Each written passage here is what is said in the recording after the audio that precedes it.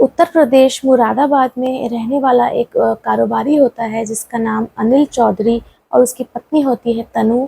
उन दोनों को 2 लड़कियां होती है। उनकी शादी को लगभग 14-15 साल बीत चुके होते हैं और तनु जो कि उसकी पत्नी होती है उसे बेटे की बहुत ज़्यादा चाहत होती है, एक तरह से लालच कह सकते हैं। और वो लगातार अपने पति के पीछे रहती है कि हमें एक तीसरा बच्चा और वो बेटा ही होना चाहिए। चाहे तो हम किसी डॉक्टर का सहारा लें, चाहे हम किसी पंडित, मंदिर, मस्जिद का सहारा लें, मगर मुझे एक बेटा पैदा करना है और वह लगातार उस कोशिश में लगी होती है। हालाँकि उसका पति उसके इस बात के खिलाफ होता है, वो ज़्यादा इंटरेस्टेड नहीं होता है इस चीज़ को लेकर। उसकी बड़ी बेटी 8 साल और छोटी बेटी 6-7 साल की होती है, तो वो उन दोनों से संतुष्ट रहता है, उसका जो पति होता है अनिल चौधरी। मगर ये जो महिला होती है तनु, ये इस चीज़ से राज़ी नहीं थी और लगातार वह अपने पति से एक बेटे की उम्मीद लेकर हमेशा बात किया करती थी और इसी कोशिश में वह रहती थी।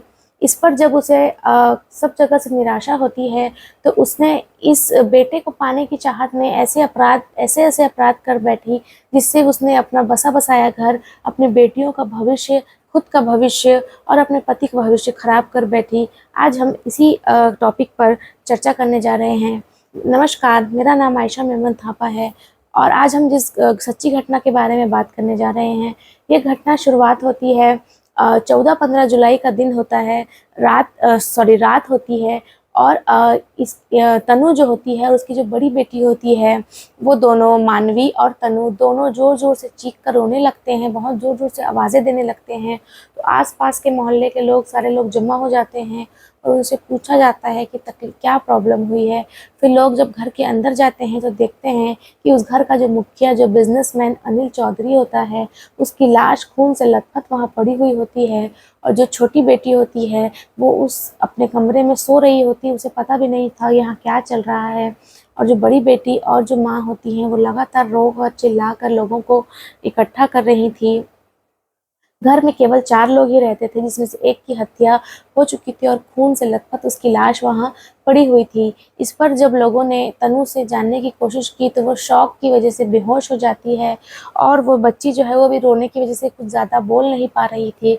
भारी पुलिस बल, वहाँ के टीआई, एसपी सारे लोग वहाँ पर जमा हो जाते हैं और लोगों की भीड़ लग जाती है कि आखिर वारदात हुई तो हुई क्या है और कैसे किसी की मौत हो गई, कैसे घर में घुसकर किसी ने इस तरीके से बेरहमी से इस अनिल चौधरी की हत्या कर दी गई है। इस पर जब बेटी से पूछताछ की जाती है, अलग-अलग टीमें बनाई जाती है, तो किसी तरीके से वो बेटी बताती है कि रात को जब मेरी नींद खुली तो मैंने देखा कि मोहित और अमोल इस नाम के 2 व्यक्ति पहले भी घर में आते थे और ये दोनों मेरे पापा को बुरी तरीके से मार रहे थे और मेरे आँखों के सामने उन्होंने जब तक मारा जब तक वो मर नहीं गए। इस तरीके की जब बातें उस बच्ची के ज़रिए सुनी जाती है, तो पुलिस फ़ौरन एक्टिव हो जाती है और उन दोनों अपराधियों को ढूँढने की कोशिश में लग जाती है। इस पर जब उसकी पत्नी होश में आती है, तो उससे भी पूछा जाता है, तो वो कहती है कि 2 लोग अचानक से आते हैं। उन्होंने कहा कि हम फॉर्म का पैसा जमा करने आए हैं। ये लोग पहले भी घर आते थे, तो मैंने उतना ध्यान नहीं दिया और ये लोग आते साथ ही मेरे पति पर वार करने लगे। मैं अपने बच्चों को लेकर छुप गई थी, मेरी दोनों बेटियां सो रही थी। कुछ हल्ला-गुल्ला सुनकर बड़ी बेटी तो जाग जाती है, मगर छोटी बेटी अंतिम तक सोते ही रहती है और वो लोग लगातार मेरे पति पर वार कर कर उसे जान से मारकर वहाँ से भाग जाते हैं। इस पर जो पुलिस जो है वो कड़ी कार्रवाई करने लगती है और पता लगता है कि उन दोनों में से जो एक अमोल होता है, वो कैंसर पीड़ित था और उसे कई तरीके की बीमारियाँ थी और इस पूरे घटनाक्रम में, इस हत्या के दौरान उसे भी गंभीर चोट आई थी, जिसकी वजह से उसकी मौत हो जाती है। मतलब जो इंसान कत्ल करने आया था, उसने खुद को ही अपने आप के हाथ की उसकी नस काट ली गई और वो उस मौके पर भी उसका बहुत ज़्यादा खून बहा था। उसे फ़ौरन अस्पताल ले जाया गया था, मगर जब तक लोगों को समझ में आता कि हुआ क्या है, तब तक क्योंकि वो एक कैंसर पीड़ित भी था, वो अपनी जान गँवा बैठता है और उसकी भी अभी तक 2 मौतें हो चुकी थी। और इस पर जब एक आखिरी सस्पेक्ट बचता है मोहित, इसे ढूँढने पर पुलिस बहुत ज़्यादा कोशिश कर रही थी और तकरीबन 72 घंटे बीत जाते हैं। 72 घंटों के बाद मोहित जब हाथ आता है, तो मोहित जिस कहानी के पहलू को बयान करता है, वो वाक़ई चौंका देने वाली थी। वो कहानी सामने आने के बाद 2 की तो मौत पहले हो ही चुकी थी, काफ़ी ज़िंदगियाँ और बर्बाद होनी अभी बाकी थी। दरअसल मोहित जो कहानी सुनाता है, उस कहानी की मेन सस्पेक्ट ही तनु होती है, जो कि अनिल चौधरी की पत्नी होती है। वो बताता है कि तनु को एक बेटे की चाह थी, जैसा कि वो बहुत दिनों से अपने पति के पीछे इस बात को लेकर लगी हुई थी, और पति जो था वो उतना काम में भी ध्यान रखता था और उसे 2 बच्चों में वो काफ़ी संतुष्ट था। इस पर वो अपने पड़ोसी से जब ये बात शेयर करती है कि वो ऐसे-ऐसी दिक्कत है, तो वह उसे बताती है कि एक बालाजी का दरबार लगता है हर शनिवार, तुम वहाँ जाया करो, वहाँ की कृपा से शायद तुम्हारे घर में पुत्र का जन्म हो जाए। इस पर वो हर शनिवार वहाँ जाने लगती है, और शनिवार जब वो वहाँ जाया करती थी, तो वहाँ का एक तांत्रिक होता है कन्हैया, उससे साथ उसके अवैध संबंध चालू हो जाते हैं, दोस्ती हो जाती है, दोस्ती प्यार में बदल जाती है और दोनों एक्स्ट्रा मैरिटल अफेयर में आ जाते हैं। हालाँकि लोगों को और दुनिया के सामने, अपने पति बच्चों के सामने वह उसे अपना मुँह बोला भाई बताया करती थी, और लोग भी उसे उसका भाई ही समझा करते थे। मगर उसने भाई-बहन के, इस मुँह बोले भाई-बहन के ही सही, मगर इस भाई-बहन के रिश्ते को भी ख़राब करने से पहले एक बार भी नहीं सोचा, और वो दोनों लगातार मिलते रहे। और वो उसे कहती है कि मेरा पति तो ध्यान नहीं दे रहा, तुम ही मुझे एक बच्चा पैदा करके दो जो कि एक बेटा हो। और वो जो कन्हैया होता है, वो भी उसे इसी बात की दिलासा देकर उसके साथ रिश्ता बनाता रहता है कि मैं तुम्हें एक पुत्र ज़रूर दे दूँगा। इस पर जो उसके बच्चे होते हैं, वो भी उसके साथ जाया करते थे। कई जगह वो लोग जब तीर्थ यात्रा पर निकलते थे, तो वो बच्चों को उसके मामा के तौर पर मिलवाया करती थी और साथ में उसके साथ भी रहा करती थी।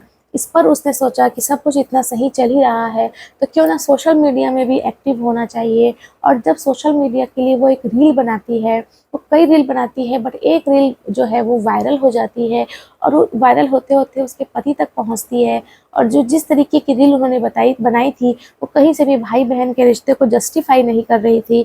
तो इस पर उसके पति ने ऐतराज़ किया, घर पे लड़ाई-झगड़े चालू होने लगे, रोक-टोक चालू होने लगी कि तुम्हारा संबंध मुझे तुम्हारे मुँह बोले भाई से कुछ ठीक नहीं लगता, वो अभी-अभी तुम्हारी ज़िंदगी में आया है, ऐसा करो कि तुम उससे मिलना-जुलना अब बंद कर दो या कम कर दो। इस पर जो है उसकी पत्नी जो है वो परेशान होने लगती है इस रोक-टोक से, और वह अपने ही पति को रास्ते से हटाने का प्लान बनाती है। वो कहती है कि इसके पास बहुत संपत्ति है, अगर ये नहीं रहा तो ये सारी संपत्ति हमारी होगी, पुत्र भी हो जाएगा, दोनों बेटियाँ भी हमारी होंगी और हम अपना जीवन आराम से काट सकते हैं। इस तरीके के लालच जब कन्हैया के मन में बैठता है, तो वो अपने 2 चेले होते हैं, उनको इस प्लान के लिए तैयार करता है। और 14-15 जुलाई 14 की जो रात 8:30-9 बजे के करीब वह अपने पति के खाने में तनु जो है एक नशीली दवाई मिला देती, जिस पर उसे अपने आप को डिफेंस करने की एनर्जी नहीं रहती, वो उतने होश में ही नहीं था कि वो खुद को बचा सके।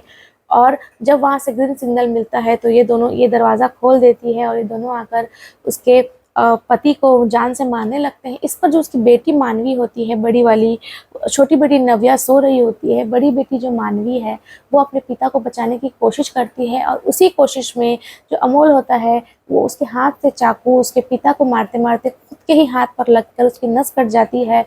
और क्योंकि वो पहले से ही पीड़ित था, तो वो ज़्यादा सर्वाइव नहीं कर पाता है और इससे उसकी भी मौत हो जाती है। इस पूरे घटना से केवल तनु का ही नहीं, उसके दोनों बच्चों का भी भारी नुकसान हुआ है। उसने अपने साथ-साथ अपने पति की तो जान ले ही ली, उसने जिन 2 चेलों को इस प्लान में शामिल किया था लालच देकर, उसमें से एक ने अपनी जान गँवा दी और एक अब शायद जीवन उसका पूरे सलाखों के पीछे कटेगा।